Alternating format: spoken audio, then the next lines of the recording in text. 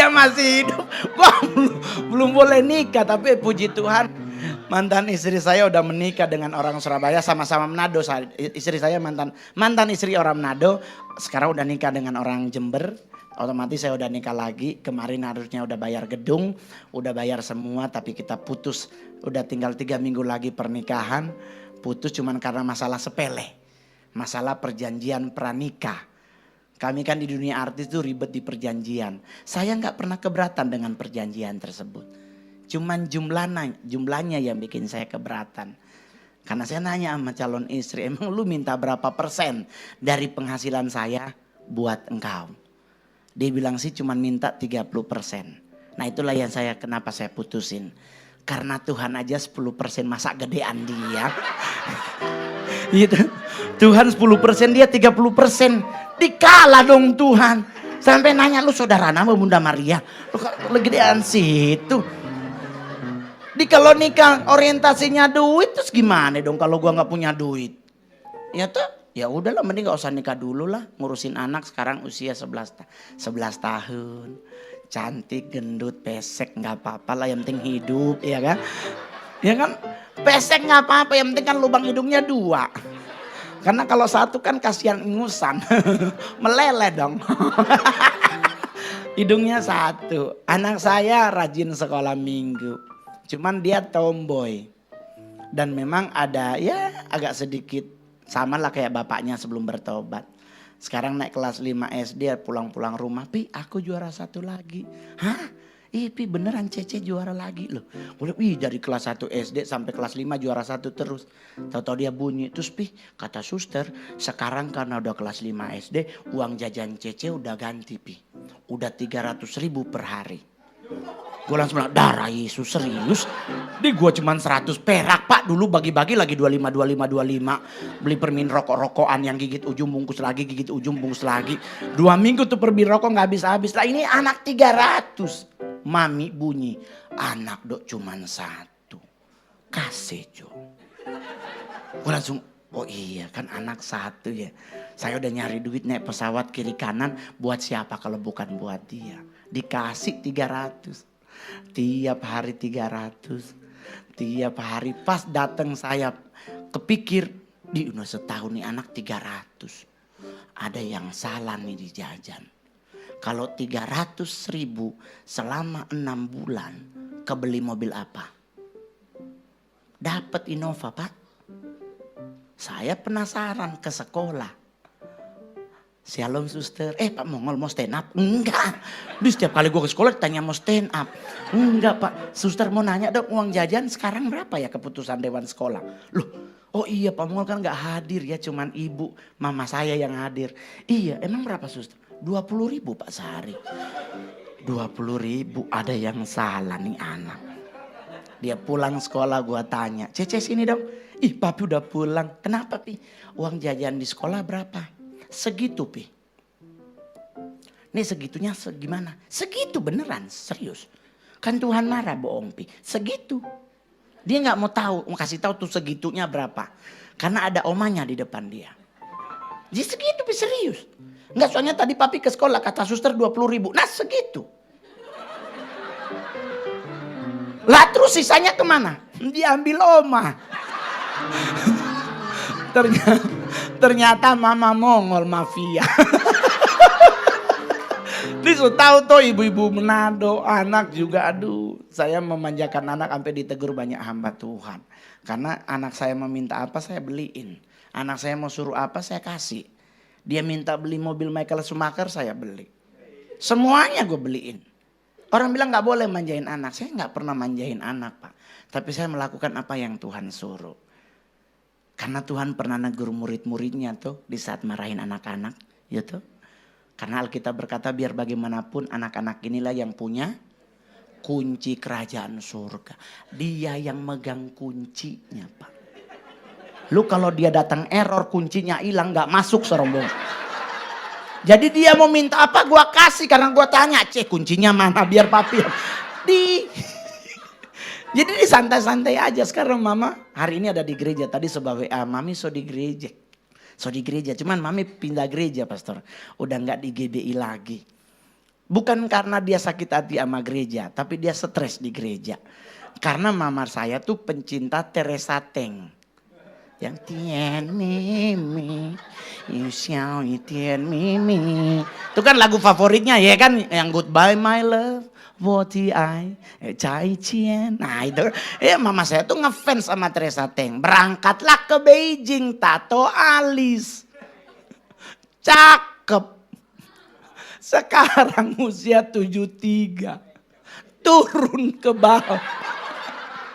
Jadi waktu muda alisnya di atas, sekarang turun sesenti. Oh Tuhan, jadi kalau dia pulang kerja, darah Yesus, siapa tuh alis Mi? Wah itu langsung mukanya mengkerut lu. Aduh itu bisa jadi batu tuh kalau dia ngamuk. Jadi kalau jangan ditanya kalau alisnya mencong. Jangan. Aduh jadi maling kundang dua sering. Jadi tiap hari kalau ke gereja jam 4 pagi udah bangun. Kompres pakai es batu. Ditarik. Aduh. Ternyata saya boleh jujur ibu-ibu. Es batu bisa mengembalikan alis yang udah mulai menciut.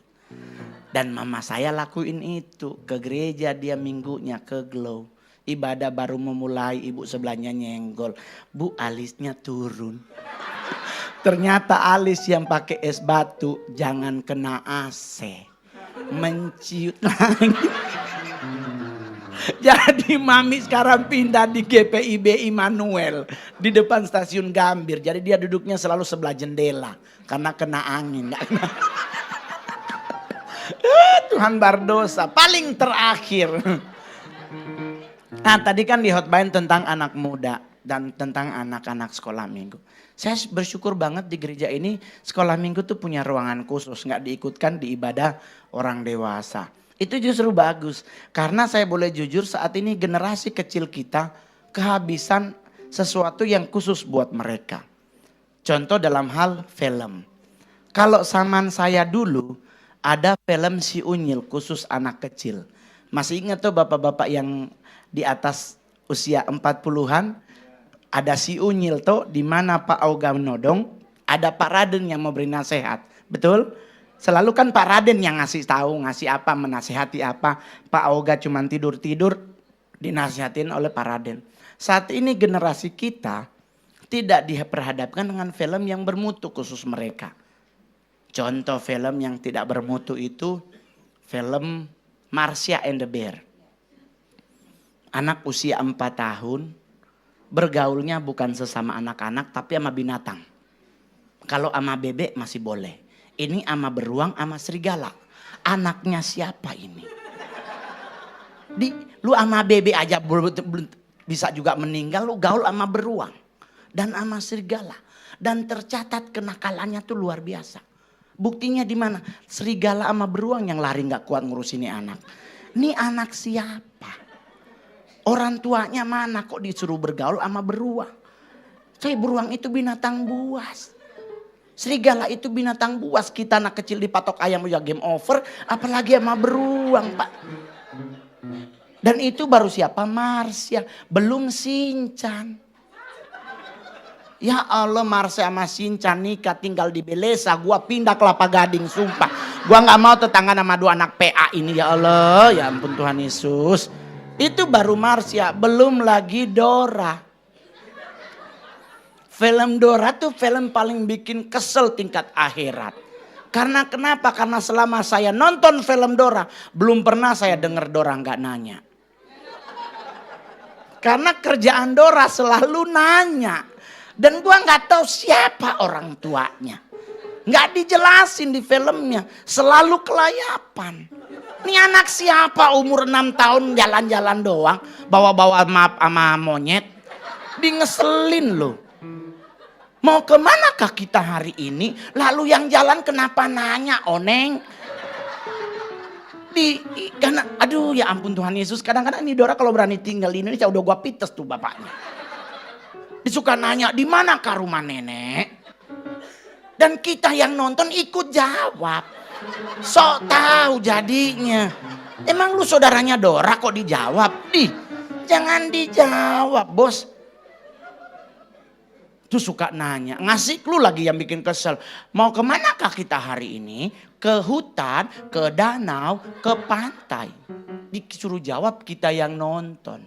Dan kita suka spontan ke hutan. Dia teriak, tidak, kita ke pantai. Remote gua banting. Kalau begitu ngapa nanya, Oneng? Jalan-jalan aja. Di tengah hutan dia lagi jalan, tahu-tahu ada serigala warna kuning. Siapa namanya? Tuh ya nonton berarti ketahuan.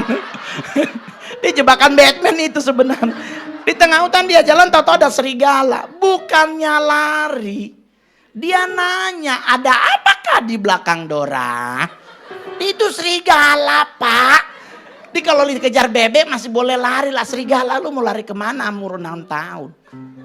Terus kita mau marah susah. SpongeBob lebih PA lagi. Tinggal di Bikini Bottom kedalaman 150 meter di dalam laut. Bisa masak air.